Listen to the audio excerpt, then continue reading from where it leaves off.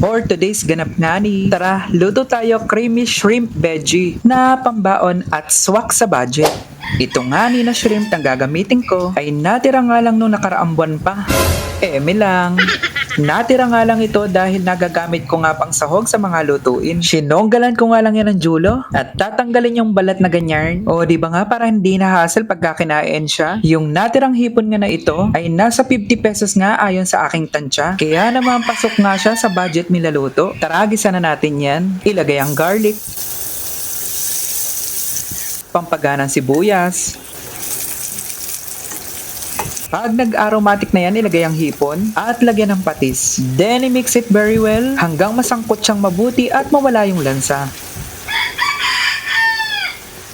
Maglagay tayo ng mushroom at isunod na nga natin yung mixed veggie at ito nga ay natira lang din.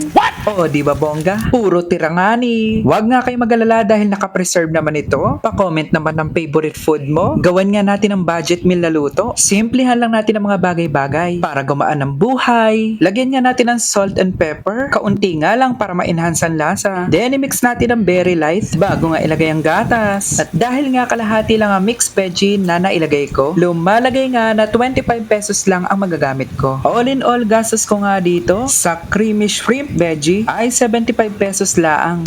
Oh, di ba ang bongga? Amazing! Sobrang pasok nga sa budget at ang dali pang lutuin. Sa 75 pesos mo nga ay may ganito ka ng ka-creamy na baon. Maraming sahog at sobrang sarap pa. Busog na naman nga ako niyan mamayang tanghali. Tsak, may makikisalo na naman sa akin. O siya, eto na yung baong ko. Bye-bye!